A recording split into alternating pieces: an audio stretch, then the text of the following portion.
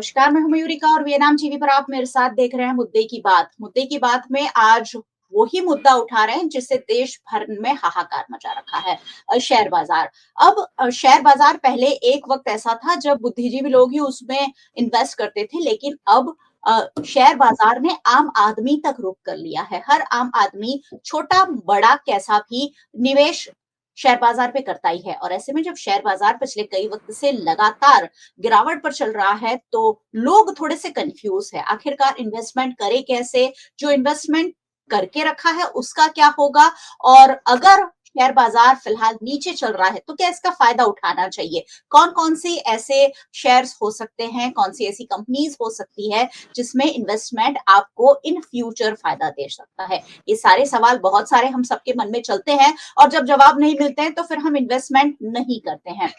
इससे अच्छा कि हम कुछ एक्सपर्ट की राय ले और एक्सपर्ट से जाने कि आखिरकार ये जो स्थिति है कब तक बनी रहने के आसार है, और कब तक अगर ऐसी स्थिति बनी रही तो हम क्या कर सकते हैं। हमारे जैसे आम आदमी जो छोटा छोटा निवेश करते हैं वो क्या कर सकते हैं। तो एक खास गुजरात के जाने माने इकोनॉमिस्ट नयन परीख सर हमारे साथ जुड़े हैं। सर, बहुत बहुत स्वागत है आपका। Thank you so much Mayurika. जी, गुजरात के जाने माने इकोनॉमिस्ट है और उनसे जानेंगे कि आखिरकार किस तरह से शेयर बाजार का रुख आने वाले सालों में रह सकता है। अच्छा, शेयर बाजार पिछले कई महीनों से लगातार गिरावट पर चल रहा है, कभी-कभी ऊंचाई पर भी जाता है, लेकिन जो ओवरऑल एक सिनेरियो है वो ये है कि शेयर बाजार डाउन चल रहा है। शेयर बाजार डाउन चलने से हजारों करोड़ों रुपए लोगों के धुल भी गए हैं, लेकिन कब तक ये स्थिति बनी रहने के आसार है? क्या कहेंगी जो स्थिति पिछले कुछ महीनों से बनी हुई है उस पर? सही बात है मयूरिका कि हमारी जो शेयर मार्केट की गिरावट है वो अभी कुछ एक महीनों से तो ऑलमोस्ट एकदम रेगुलर हो गई है। तो हम मान सकते हैं कि थोड़ा सा हम बेरिश फेज में हैं, और कहीं किसी को ये भी डर है कि हम लोग कहीं डिप्रेशन में तो नहीं जा रहे हैं, कहीं कोई लॉन्ग टर्म तकलीफ में तो शेयर मार्केट नहीं है। अब देखो, दुनिया की पूरी परिस्थिति हम देखें तो वॉर्स चल रहे हैं, हम सबको पता है। पहले एक वॉर था रशिया और यूक्रेन का, उसमें और जुड़ गया, इजराइल ने भी ज्वाइन कर लिया। तो समझिए 4 देश तो एकदम युद्ध से जूझ रहे हैं और बाकी के सब देश इसके कारण असर में है। तो एक तो जियोपॉलिटिकल सिचुएशन देखिए, शेयर मार्केट जो इंडस्ट्री बिजनेस को रिप्रेजेंट करता है वो शांति और अमन के समय में प्रॉस्पर करता है। कोई भी तकलीफ आए, कोई वॉर आए, ये सिचुएशन में हमेशा मार्केट पैनिक करता है और वो एक नेगेटिव फेज में चला जाता है। तो पिछले 2-1 साल से ये सब वॉर की जो सिचुएशन बनी हुई है उसके छोटे मोटे परिणामों से दुनिया पूरी चिंतित है। तो कहीं क्रूड का सप्लाई, कहीं जो लॉजिस्टिक्स के प्रश्न, क्योंकि एक देश बोल देगा कि मैं युद्ध कर रहा हूं तो आप ऊपर से ओवरफ्लाई नहीं कर सकते हैं, तो आपके जो भी आपके शिप्स पास नहीं हो सकते। तो ये सब एक ओवरऑल ग्लोबल सिचुएशन हमको समझ लेनी चाहिए। और ये जो 4 देश जो वॉर में जुड़े हुए हैं उसमें कोई अभी तो बदलाव नहीं है, हम देख रहे हैं। पहले तो लग रहा था कि रशिया यूक्रेन का वॉर है, महीने में खत्म हो जाएगा, पर बहुत लंबा चला, अभी भी चल रहा है। तो ये एक तो ये है कि जो वॉर की परिस्थिति है वो अभी भी बरकरार है, और कब खत्म होगी, ट्रम्प भी लगे हुए हैं, सब बोल रहे हैं, पर आप और मैं दोनों समझते हैं कि अभी तो इमीडिएटली जैसे अगले हफ्ते या अगले महीने ये युद्ध बंद हो जाए, समाप्त हो जाए, ऐसा लग नहीं रहा है। पर ट्रम्प के आने से एक उम्मीद जरूर हुई है, because he is very keen कि रशिया और यूक्रेन का वॉर समाप्त हो, उसमें वो कोशिश भी कर रहे हैं। पर ये एक चीज हम सबको समझ लेनी चाहिए, हमारे जो दर्शक है उनको भी जान लेना चाहिए कि वॉर में अभी कोई सॉल्यूशन इमिनेंट नहीं है, अगले वीक आ जाए या कभी इमीडिएटली आ जाए, ऐसा नहीं लग रहा है। तो एक तो वो सिचुएशन। दूसरी, ट्रम्प के आने से जो एक ग्लोबल परिस्थिति हुई है वो भी हम सब जानते हैं, that he is a little mercurial leader. वो क्या हर वक्त कुछ ना कुछ नई एक ऐसी बात कर देते हैं और वो बोलने में बिल्कुल एकदम मुंह फट जो हम बोलते हैं उस टाइप के लीडर है जी। तो इसीलिए उनकी कोई ना कोई नई बात आने से पूरे विश्व की इकोनॉमी चरमरा जाती है। तो उनका कहना है कि भाई जो देश अमेरिका हमें एक्सपोर्ट करते हैं और सभी देश करते हैं, हमारे तो सबसे बड़ा ट्रेड पार्टनर अमेरिका और चाइना है, जी और चाइना में तो हमारा पॉजिटिव बैलेंस नहीं है, पर अमेरिका में हमारा पॉजिटिव ट्रेड बैलेंस है। मतलब कि हम हाँ एक्सपोर्ट उनको ज्यादा करते हैं, इंपोर्ट कम करते हैं। जी तो अमेरिका तो इस सब देशों के पीछे पड़ा हुआ है जिनके ट्रेड बैलेंस अमेरिका के फेवर में नहीं है, और उन दो देशों के खुद के फेवर में है। तो उनका जी कहना है भाई आप मुझे मेरा मार्केट यदि कैप्चर कर रहे हो तो फिर मैं उस पर टैरिफ लगाऊंगा। यदि आप मुझे अपना मार्केट नहीं देते हैं या अपने यहाँ टैरिफ लगाते हैं, जैसे इंडिया में जो गाड़ियां इंपोर्ट होती है उसमें 50, 75, 100% ड्यूटी लगती है। तो उनका कहना है यदि आप हमारी गाड़ियों पे ड्यूटी लगाएंगे तो हम लोग भी आपकी जो प्रोडक्ट है उस पर ड्यूटी लगाएंगे। तो जी उनका जो एक टैरिफ का जो थ्रेट है, वो तलवार है, वो भी हाँ एक सब पूरी इकोनॉमी पे लगी हुई है। तीसरा, इंडिया के पर्सपेक्टिव में देखिए तो डॉलर के सामने इंडिया का रुपी जो है वो घिसता जा रहा है, और हर रोज हम देखते हैं 1 रुपया, 2 रुपया, 1 रुपया, 2 रुपया करके अब 90 रुपए के आसपास का कहीं रेट पहुंच गया है। तो ये सब जो फैक्टर्स है, और उसके साथ साथ ये है कि जो एफडीआई है, जो फॉरेन डायरेक्ट इन्वेस्टर है, जो शेयर मार्केट में बाहर से पैसा आता है हमारे यहाँ, वो सब विड्रॉ हो रहा है। फरवरी में ही आप गिने तो हर रोज का 1000 करोड़ रुपया विड्रॉ होता है। तो अब तक आई थिंक 24,000 करोड़ विड्रॉ हो गया है 24 दिन में। तो वो सब जो असर है वो शेयर मार्केट में, उससे भी एक जो नेगेटिव एटमॉस्फेयर क्रिएट होता है, जो एक मंदी बोलते हैं, वो एक क्रिएट होती है। तो ये सब परिस्थितियां देखते हुए पिछले कई महीनों से हम देख रहे हैं कि नेगेटिविटी चल रही है। और अब जो इसमें हमारे यहाँ इन्फ्लेशन कंट्रोल करने के लिए जो फाइनेंस का सप्लाई लिमिटेड रखा था पैसे का, आरबीआई के द्वारा इंटरेस्ट ऊपर था, इजी लिक्विडिटी नहीं थी, तो उसके कारण जो इंडस्ट्री को पैसा चाहिए था, इन्वेस्टमेंट कम आ रहा था, क्योंकि हम लोगों को इन्फ्लेशन पे काबू करना था। अब इन्फ्लेशन पे काबू हो गया है, तो पर सामने जीडीपी ग्रोथ भी हमारा जो 8% के आसपास होना चाहिए, हमको विकसित भारत यदि 2047 तक बनना है तो उसके सामने हम 6.5% ग्रोथ पे है। तो इसीलिए ग्रोथ कम हुआ है, क्योंकि हम लोग टाइट इकोनॉमिक और फाइनेंशियल पॉलिसी पे हैं, और ये सब ग्लोबल फैक्टर्स भी हमारे अगेंस्ट हैं। तो इसके कारण आप कंटिन्यूअस शेयर मार्केट में नेगेटिविटी और मंदी देख रहे हैं। अब आगे जैसे आपका कहना है क्या लग रहा है, तो न मैं एस्ट्रोलॉजर हूं ना आप है, पर जो दिख रहा है हम लोगों को सबको कि भाई ये परिस्थिति एकदम सुधर जाए, ऐसा नहीं लग रहा है कोई भी। एकदम ट्रम्प अपनी मनोदशा बदल दे, ऐसा नहीं लग रहा है। आई थिंक अगले 4 साल अनलेस की पहले महीने, 2 महीने, 3 महीने की अफड़ा तफड़ी के बाद ट्रम्प भी एकदम थोड़ा सा सोबर हो जाए, अभी नहीं लग रहा है। तो उनके स्टेटमेंट कुछ ना कुछ आते रहेंगे। युद्ध यदि अगले महीने में रशिया यूक्रेन का वॉर यदि ट्रम्प बहुत कोशिश करते हैं तो एक पॉसिबिलिटी है, और ये यदि पॉसिबिलिटी बढ़ आ गई, और यदि मार्च में रशिया और यूक्रेन का वॉर यदि बंद हुआ, पर अभी तो देखिए लास्ट ही बात करो तो रशिया ने यूक्रेन पे सबसे ज्यादा अपना सबसे भीषण जो ड्रोन का अटैक था वो किया। तो इसीलिए ट्रम्प की धमकियों के बावजूद ये चीज, ये ऊंट किस करवट बैठेगा वो पता नहीं है, पर यदि रशिया यूक्रेन का वॉर यदि समाप्त होता है तो जरूर उसका पॉजिटिव असर होगा। यदि ट्रम्प अपना टैरिफ का जो उनकी तलवार है वो समझते हैं, यदि कि ट्रम्प यदि टैरिफ डालते हैं तो उस पर अमेरिकन लोगों को ज्यादा असर होगा। देखिए हमारे दर्शक यदि समझे तो लोग चाइना से और इंडिया से क्यों इंपोर्ट करते हैं अमेरिका में, क्योंकि हम लोग वो प्रोडक्ट सबसे अच्छी क्वालिटी, सबसे अच्छे दाम पे दे रहे हैं उनको। तो इसीलिए अमेरिकन सिटीजन्स को हमारी चीज जो है वो एक अच्छे दाम पे, अच्छे क्वालिटी की अवेलेबल हो रही है, जो कोई नहीं दे पा रहे, इसलिए हमसे ले रहे हैं। हमसे इसलिए नहीं रह रहे कि हमारे दोस्त है या हमसे प्रेम करते हैं या मोहब्बत करते हैं, वो तो बोलते हैं हमारा अमेरिका फर्स्ट, पर फिर भी हमसे इसलिए लेते हैं क्योंकि हम लोग वो चीज अच्छी दे पा रहे हैं। हमारी IT solutions are the best in the world, इसलिए वो हमसे ले रहे हैं। तो यदि ये लेना बंद करेंगे तो अमेरिकन लोगों को भी वो प्रोडक्ट के हायर प्राइस देने पड़ेंगे, और इसीलिए अमेरिकन लोगों पे भी जो टैरिफ का कहर है वो ज्यादा ढाएगा हमारे से। तो ये सब समझते हुए यदि टैरिफ की बातें कम होती है, यदि वॉर कम होता है। हमारे यहाँ मेरे हिसाब से सबसे मुझे पॉजिटिव ये बात लग रही है, अब ये नेगेटिव बातें तो होगी, पॉजिटिव की बात करें तो Indian government seems to be focused now on economy and growth.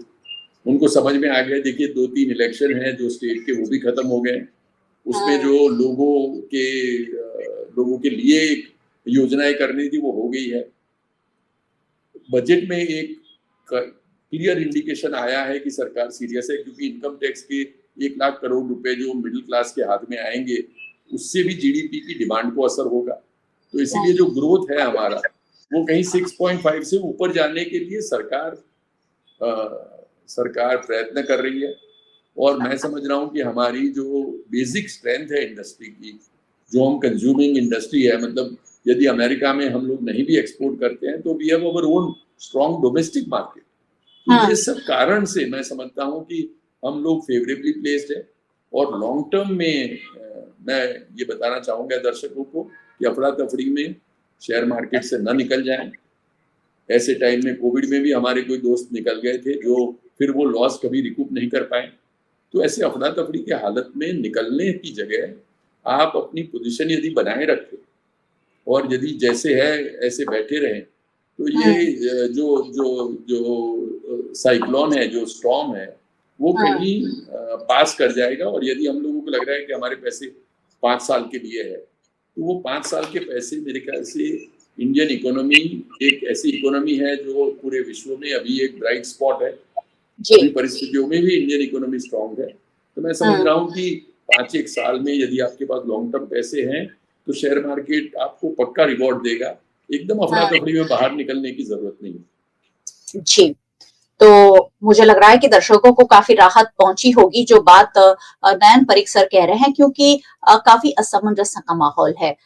ये तो था ही कि जैसे ही डोनाल्ड ट्रंप राष्ट्रपति बनेंगे कुछ ना कुछ ऐसी बातें या हरकतें करेंगे जिसका पूरे विश्व पर असर हो, और ऐसी ही चीजें फिलहाल आ रही है। हर रोज नई एक बात ट्रंप की ओर से आ रही है और वो चीजें कहीं ना कहीं पूरे विश्व की इकोनॉमी पर असर डालती है। ट्रंप भी जानते हैं कि मेरी कही हर बात लोगों को और देशों की इकोनॉमी को हिला देती है, उसके बावजूद ये उनकी रणनीति का हिस्सा हो सकता है कि विश्व पर कैसे अपनी पकड़ जमानी है। और ऐसे में जब भारत का शेयर बाजार भी इफेक्ट हो रहा है तब मुझे लग रहा है भारतीयों को बहुत स्मार्टली इन्वेस्ट करना होगा। एक्सपर्ट हमारे साथ हैं ही तो उनसे ही पूछेंगे, सर फिलहाल कौन से सेक्टर बहुत डाउन चल रहे हैं और उन सेक्टर में फिलहाल निवेश करना चाहिए, और कि कौन से सेक्टर ऐसे हैं जिसमें अभी फिलहाल निवेश करने से बचना चाहिए। इन्वेस्टमेंट के लिए क्या बेस्ट चांस है हमारे पास कि अभी इन्वेस्ट करना चाहिए या अभी बिल्कुल इन्वेस्ट करना ही नहीं है? देखिए, मैं समझ रहा हूँ कि आपको इन्वेस्ट हमेशा एक लॉन्ग टर्म पर्सपेक्टिव से करना चाहिए। क्योंकि मार्केट लो है तब ले ले, क्योंकि मार्केट हाई है तब बेच ले। ये जो मार्केट को टाइम करने की बात है कि आप मानते हैं कि भाई अभी नीचे जा रहा है तो बॉटम आ गया, या ऊपर जा रहा है तो अभी टॉप आ गया, इसलिए अभी टॉप पे निकल जाना चाहिए, बॉटम पे खरीद लेना चाहिए। वो मैं समझ रहा हूँ कि हमारे दर्शक जिनको कि स्टॉक मार्केट की इतनी ज़्यादा समझ नहीं है उनको ये सब करने से बचना चाहिए। तो मैं समझ रहा हूँ कि जो हमारे छोटे छोटे इन्वेस्टर हैं जो हर रोज अपना कुछ ना कुछ जो बचाया हुआ है वो हर महीने इन्वेस्ट करते हैं, उनको अपना SIP में और म्यूचुअल फंड के थ्रू जाना चाहिए। क्योंकि यदि खुद आप शेयर लेते हैं तो आपको निकलने में भी ध्यान रखना पड़ेगा, लेने में भी ध्यान रखना पड़ेगा, और यदि कहीं आप चूक गए तो आपका हायर प्राइस जो है वो लोअर हो जाएगा। दूसरा, आप यदि इंडिविजुअल शेयर में इन्वेस्ट करते हैं तो यदि आप एक्सपर्ट है तो कर ले, पर क्योंकि आप बोल रहे हैं कि हमारे दर्शक जरूरी नहीं है कि एक्सपर्ट है, और जो हमारे दर्शक है कि जो शेयर मार्केट को इतना ज्यादा नहीं जानते पर अपना कोई व्यवसाय करते हैं, अपनी कोई नौकरी करते हैं, आप और मेरी तरह कुछ काम करते हैं और पैसे बचाते हैं, उनको म्यूचुअल फंड के थ्रू इन्वेस्ट करना चाहिए। क्योंकि वो जो है वो प्रोफेशनल्स है, वो नक्की करते हैं। और जो आपने जैसे कहा हम डिसीजन लेंगे, तो मैं जैसे आज बताऊंगा कि भाई आज फार्मा सेक्टर में आपको इन्वेस्ट करना चाहिए, पर वो इसमें कर ले, फिर फार्मा सेक्टर में उनको सबसे जो बेस्ट परफॉर्मर कंपनीज है उनको पिकअप करना पड़ेगा, और उनको फिर जब अच्छा मार्केट आए तब निकलना पड़ेगा। ये सब मैं समझ रहा हूँ कि पार्ट टाइम एक्टिविटी में करना मुश्किल है, और इसीलिए उनको ऐसे म्यूचुअल फंड में इन्वेस्ट करना चाहिए जो कि ये सब ब्रॉड बास्केट ऑफ इंडस्ट्रीज में करते हैं, या तो लार्ज कैप में या मिड कैप में या स्मॉल कैप में। तो हमारे जो दर्शक है जो कि थोड़े से अग्रेसिव है, जो कि थोड़े से रिस्क टेकर है, जिनके पास थोड़ा लॉन्ग टर्म पैसा है, जो यंग है, वो तो स्मॉल और मिड कैप में कर सकते हैं, क्योंकि लॉन्ग रन में स्मॉल और मिड कैप जो है वो ज्यादा रेट डिलीवर करते हैं, गिरते भी ज्यादा है पर डिलीवर भी ज्यादा करते हैं। तो पर यदि जो कोई सीनियर एज का है, रिटायरमेंट के कहीं आसपास है, तो उन लोगों को मैं समझ रहा हूँ लार्ज कैप वगैरह में इन्वेस्ट करना चाहिए, क्योंकि लार्ज कैप थोड़ा सा स्टेबल है, तो इसीलिए वो गिरता भी कम है, उभरता भी थोड़ा सा है। तो इसीलिए वो जो है वो इक्विटी में सबसे सेफ है, वो लार्ज कैप है। साथ में मल्टी कैप वगैरह है, फ्लेक्सी कैप है, जिसमें गोल्ड में भी वो इन्वेस्ट करते हैं, थोड़ा डेट करते हैं, थोड़ा इक्विटी करते हैं।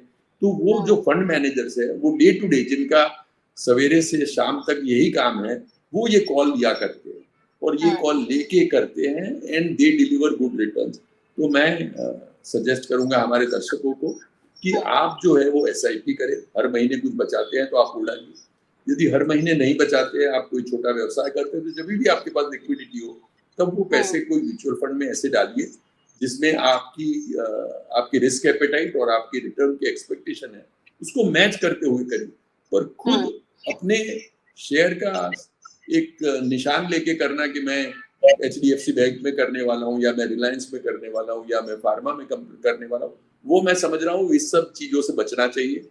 टाइमिंग ऑफ मार्केट से बचना चाहिए कि अभी लो मार्केट है इसलिए ले लो, अभी और मार्केट गिर भी सकता है, जैसे और कोई युद्ध हो गया, बाकी की चीजों। तो इसलिए we don't know the top, we don't know the bottom. Market, जिसको पता लग गया कि मार्केट क्या है, वो तो इतना धनी हो जाएगा, उसको और कुछ करने की जरूरत नहीं। पर हम सब अपनी एजुकेटेड गैसेस लगाते हैं, उसकी जगह मैं समझ रहा हूँ वो प्रोफेशनल म्यूचुअल फंड जिनका काम ही ये है टू डिलीवर हायर रिटर्न्स और शेयर मार्केट से थोड़ा अल्फा जनरेट करके और हायर रिटर्न देना, उन सबको मैं समझ रहा हूँ कि म्यूचुअल फंड्स के थ्रू अपनी रिस्क और जो रिवॉर्ड की एपेटाइट है उसके हिसाब से कहीं इन्वेस्ट कर ले। पर अभी का समय जरूर इन्वेस्ट करने का है। तो आपके पास कोई पैसे हैं तो market at the lower side है, भले बॉटम नहीं है, थोड़ा नीचे भी जा सकता है। आपके पास यदि 1 साल 2 साल 5 साल के पैसे हैं तो थोड़े से इन्वेस्ट करते रहिए एंड ऐसे लोअर मार्केट पे हमेशा इन्वेस्ट करना चाहिए, क्योंकि हायर मार्केट पे शेयर मार्केट ही ऐसा है जहाँ की जितना ज्यादा प्राइस हो लोग ज्यादा लेते हैं, वरना बाकी की चीजों में क्या होता है कि जो चीजें महंगी होती है तो लोग कम लेते हैं। यदि प्याज महंगे हो गए तो प्याज लोग नहीं खरीदते हैं, पर शेयर मार्केट में तो जब महंगा होता है तभी लेते हैं और जब कम होता है तब बेचते हैं। तो उसकी जगह आपने जैसे कहा हम सजेस्ट करेंगे कि अभी लोअर मार्केट है तब आप एक्सपोज करिए अपने आप को थोड़ा सा ज्यादा, और जब अच्छा मार्केट हो और आपकी रिक्वायरमेंट हो तब आप उसमें से निकल जाए। जी बिल्कुल, तो म्यूचुअल फंड काफी सेफ इन्वेस्टमेंट का जरिया माना जा रहा है और म्यूचुअल फंड अब बहुत ज्यादा लोग प्रेफर भी कर रहे हैं, क्योंकि वहां अगर आप ऐसा सोचेंगे कि मैं पैसा इन्वेस्ट करूं 6 महीने में फिर निकाल लूं, फिर इन्वेस्ट करूं फिर थोड़ा सा निकाल लूं उसमें से, तो शायद आप घाटे में जा सकते हैं। लेकिन उस पैसे को इन्वेस्ट करते जाइए और भूल जाइए, तो लॉन्ग टर्म पे ही आपको फायदा दे सकता है। सर चलिए एक छोटे से सवाल के साथ हम इसे खत्म करेंगे। कब तक शेयर बाजार अप आने की, वैसे ये किसी के लिए भी पॉसिबल नहीं है कि हम उसे पर्टिकुलर डिजाइन करके या ऐसा कोई अज्यूम कर सके, लेकिन फिर भी ये जो वैश्विक सारी चीजें चल रही हैं, कब तक सेटल डाउन होने की संभावना है? क्या भारत की सरकार इसके लिए कुछ खास कर रही है? क्योंकि इकोनॉमी पर असर पड़ता है तो भारत की इकोनॉमी भी टूटती है, शेयर बाजार के साथ साथ इकोनॉमी पर भी असर पड़ रहा है। क्या सेंट्रल गवर्नमेंट की ओर से कोई इसके लिए प्रयास हो रहे हैं या होने चाहिए? क्या गवर्नमेंट इसमें कुछ कर सकती है कि ये सब वैश्विक दौर पर ही चलता रहेगा? क्या आप कहना चाहेंगे इन इंक्लूड ये सारी चीजें बातें?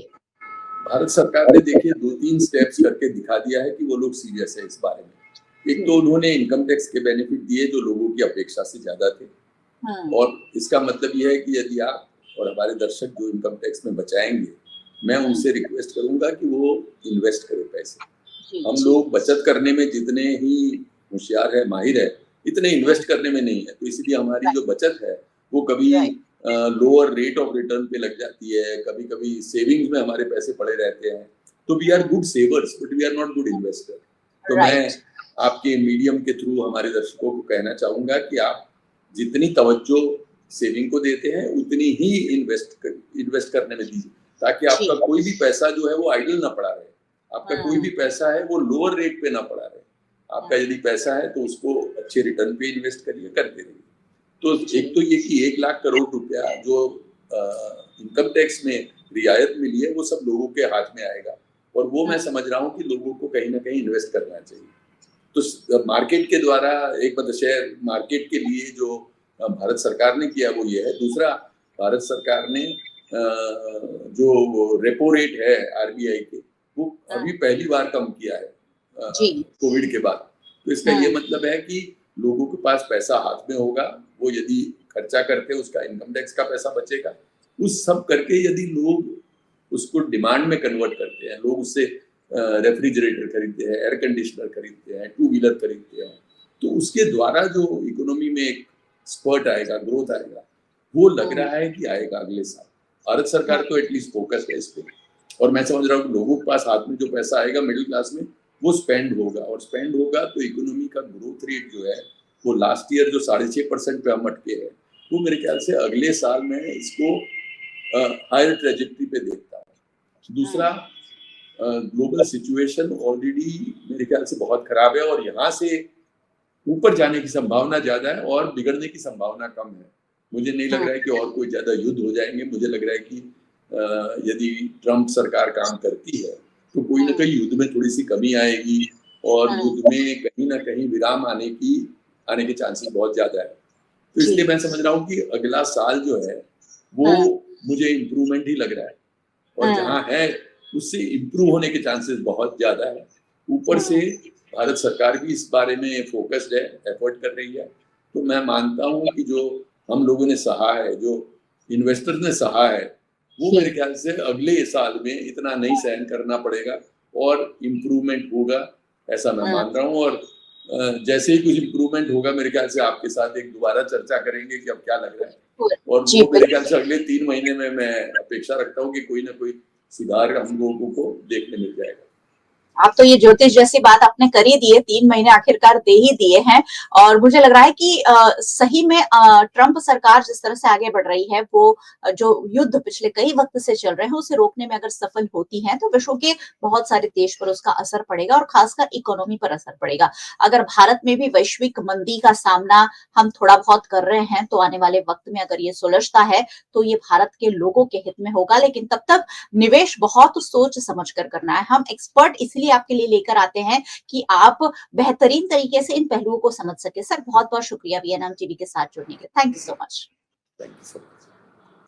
और बहुत-बहुत शुक्रिया सारे व्यूअर्स का हमारे साथ जुड़ने के लिए। वैसे व्यूअर्स को हमेशा ही जुड़ते रहना है क्योंकि ये सारी बातें आपके लिए हो रही है। वीएनएम को आप यूट्यूब चैनल पर देख रहे हैं। अगर हमारे चैनल पर नए आए हैं तो सब्सक्राइब करके ज़रूर जाइएगा और साथ ही आप बेल आइकन प्रेस कर दीजिए ताकि वीएनएम का हर अपडेट सबसे पहले आप तक पहुंच सके। अगर आप हमें फेसबुक पर देख रहे हैं, शेयर ज़रूर कीजिए। ये सारी इन्वेस्टमेंट की जो बातें हैं, वो सबके लिए जानना ज़रूरी है। आप हमें ओटीटी प्लेटफॉर्म्स पर देख रहे हैं, डेली हंट, वोडाफोन टीवी, जियो टीवी और जियो टीवी फाइबर 498 नंबर के चैनल पर वीएनएम टीवी को चौबीसों घंटे लगातार देखा जा सकता है। देखते रहिए वीएनएम, जुड़े रहिए वीएनएम के साथ। नमस्कार।